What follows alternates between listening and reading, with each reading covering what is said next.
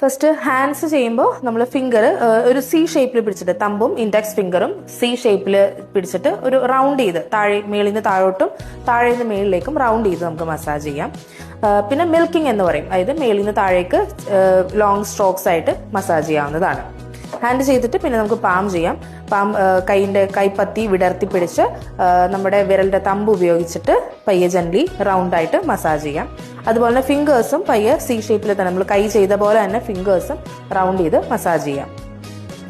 കൈ മസാജ് ചെയ്തതിന് ശേഷം നമുക്ക് രണ്ട് കൈയും ചെസ്റ്റിന് കുറുകെ വരുന്ന രീതിയിൽ അങ്ങോട്ടും ഇങ്ങോട്ടും ഒന്ന് ക്രോസ് ചെയ്തിട്ട് ഒരു 3 to 4 ടൈംസ് ചെയ്യാവുന്നതാണ്.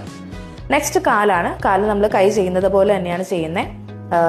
സി ഷേപ്പിൽ 2 ഫിംഗേഴ്സ് വരുന്ന രീതിയിൽ മേളിൽ നിന്ന് താഴോട്ട് എന്നുള്ള രീതിയിലും താഴേക്ക് മേളിലേക്ക് എന്നുള്ള രീതിയിലും ചെയ്യാം. അതുപോലെ തന്നെ മിൽക്കിംഗ് പറഞ്ഞ പോലെ തന്നെ മേലേക്ക് താഴേക്ക് ലോങ് സ്ട്രോക്സ് ആയിട്ടും ചെയ്യാം.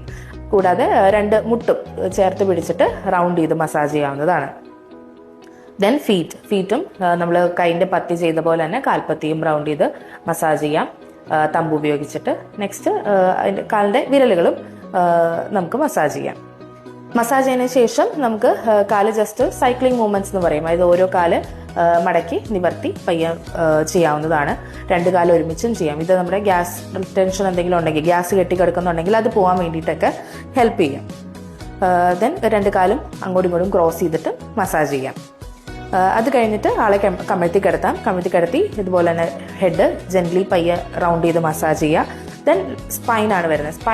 സ്പൈനിൽ നമ്മൾ ഡയറക്റ്റ് ടച്ച് ചെയ്യുന്ന രീതിയിൽ ചെയ്യരുത്. സ്പൈനിന് 2 സൈഡിലും എന്നുള്ള രീതിയിൽ ബോത്ത് സൈഡ്സിൽ പയ്യെ തമ്പ് ഉപയോഗിച്ചിട്ട് മസാജ് ചെയ്യാം. അതിനുശേഷം ബട്ടക്സും കാലും ജസ്റ്റ് ഒന്ന് മസാജ് ചെയ്ത് വിടാം.